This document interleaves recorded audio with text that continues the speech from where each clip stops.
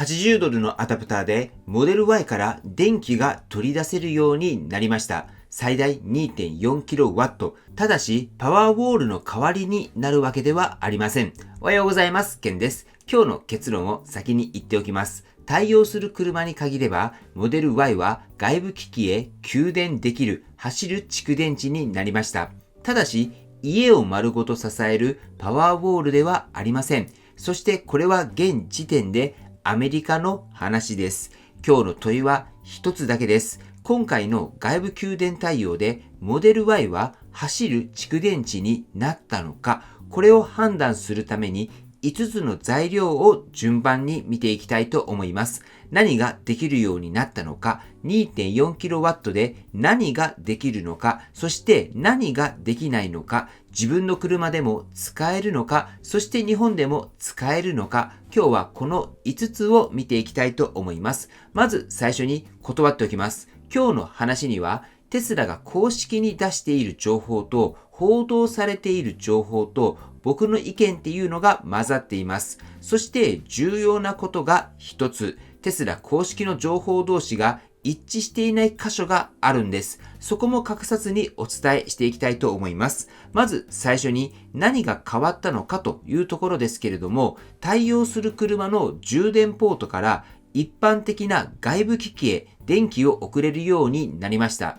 最大で 2.4kW です。これまでテスラは車のバッテリーを走行のために閉じて使ってきました。その電池を外へ開いたということになります。必要なものは2つあります。1つは第3世代のモバイルコネクター。新しいモデル Y にはついてくるようですが、単体では$300します。そしてもう一つが$80のアウトレットアダプターです。コネクターの手元側を車の充電ポートに挿し、反対側にこのアダプターをつけると家庭用のコンセントが2口できるんです。では 2.4kW で何ができるのかなんですけれども、停電した時の一部の家電、キャンプ用品、電動工具、このあたりが現実的な範囲です。発電機を持ち出さずに現場で工具を動かせる、そういう使い方になります。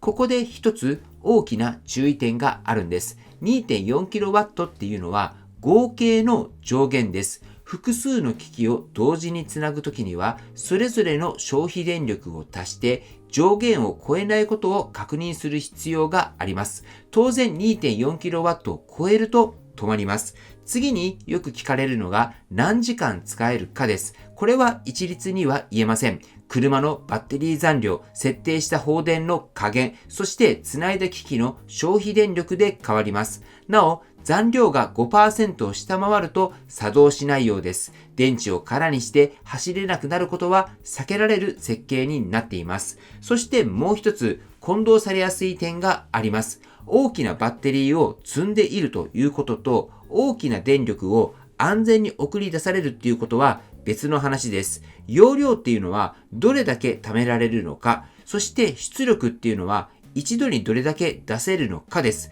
モデル Y の電池は大きいですけれども、外に出せるのは 2.4kW までなんです。ではですね、言葉を少し整理してみたいなと思いますけれども、V2L とか V2H とか V2G ってありますが、これってよくわからないって言われる方も多いと思いますので、少し整理をしていきます。V2L っていうのは、車から機器へ直接電気を渡すことです。今回できるようになったのはこれです。そして V2H っていうのは、家の分電盤につないで家全体を支えることです。そして V2G っていうのはさらに電力網へ電気を戻すことです。今回のアダプターっていうのは一番手前の V2L なんです。そしてパワーウォールと比べてどうなのかというところを見ていきたいと思いますけれども、パワーウォールは家に固定されて分電盤につながって停電したら自動で家を支えます。今回のアダプターは車から機器へ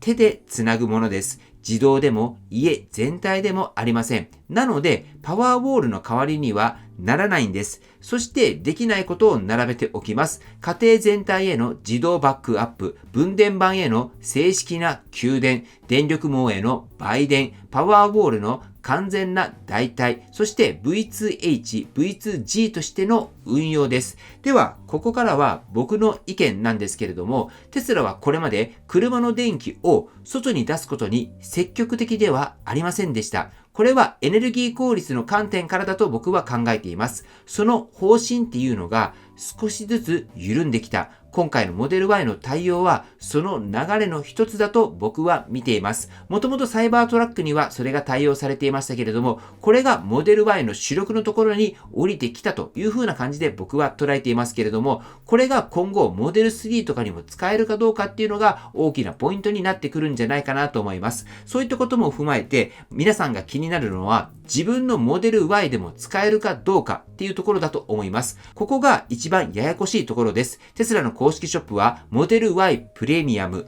モデル Y パフォーマンス、サイバートラック、これらを対応者として記載しています。一方で、現在のオーナーズマニュアルには、モデル Y パフォーマンスのみと書かれています。そして、モデル Y のパフォーマンスに関しては、日本では売られてはいません。つまり、テスラ公式の情報同士っていうのが少し一致していないところがあるんです。さらに、条件があるんです。報道によれば、使えるのは新しい電力変換ハードウェアを積んだ車だけだということです。2025年10月より前に作られた車は、モデル Y のプレミアムであっても対象外とされています。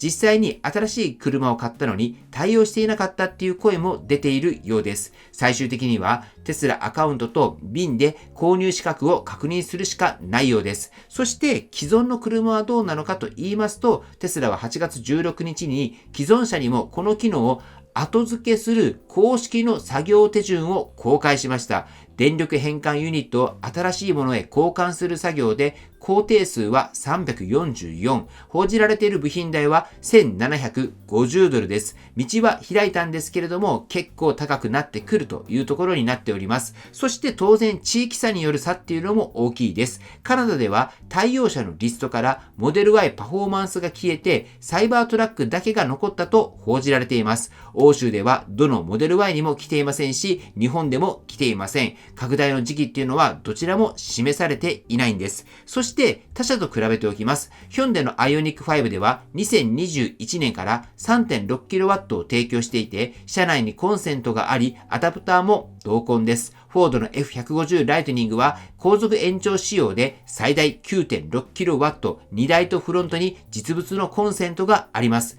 テスラは 2.4kW を充電ケーブル経由で有料のアクセサリーとして出してきたんです。そして先ほどもちらっと言いましたけれども、日本ではどうかというところですが、2026年の8月19日時点で日本では正式には提供されていません。日本向けのテスラショップにアダプターの販売もないんです。日本向けのモデル Y のページにも V2L の記載はありません。そしてここで間違いやすい点があります。検索すると日本語のマニュアルに V2L の説明が出てきます。ただしその URL っていうのはアメリカ向けのマニュアルを日本語で表示したものです。日本市場への対応を意味するものでもないんです。では、アメリカ版を買えばいいのかというところになりますけれども、正直これはおすすめはしません。なぜかというと、そもそもの電圧が違います。プラグの形も違います。車両側の認証や保証の条件も違う可能性があります。テスラ自身も非対応の第三者アダプターによる損傷は保証の対象外だと明記しています。ただ、正直に言うと、この機能が一番必要なのは日本じゃないかなとも思っています。地震があります。台風があります。その結果として停電が起きます。その時に駐車場にある車の大きなバッテリーを非常用の電源として使える。これはかなり心強いはずです。そういったことも踏まえて日本で使えるようになるには何がいるのか、日本の電圧とプラグに合わせた仕様だったり、日本向け車両への対応ハードウェア、そして国内の認証だったり、保証の整備っていうのも必要になってくると思います。こちらに関してはテスラからまだ何も発表はありませんが、今後日本にも積極的に導入してもらいたいなと思います。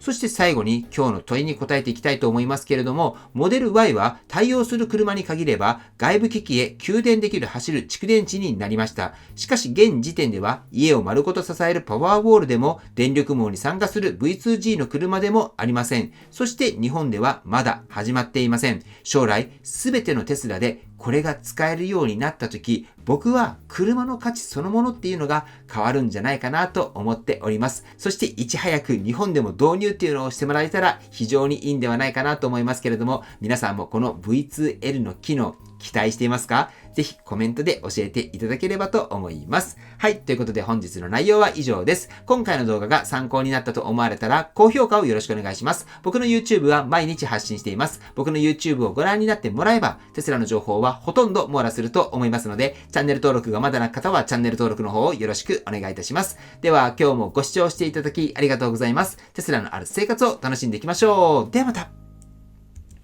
通信です。パワーウォール3の注文の受付が開始しました。今、SI ソーラーさんの方でパワーウォール3の注文を受けていますので、興味がある方はぜひ SI ソーラーさんへお問い合わせの方よろしくお願いいたします。SI ソーラーさんはパワーウォールの認定施工会社ですので、あなたの家の近くの代理店さんを紹介してくれると思います。概要欄にお問い合わせフォームを置いていますので、そちらの方からお問い合わせの方よろしくお願いいたします。はい、ということで本日も最後までご視聴していただきありがとうございます。素敵な一日をお過ごしください。ではまた。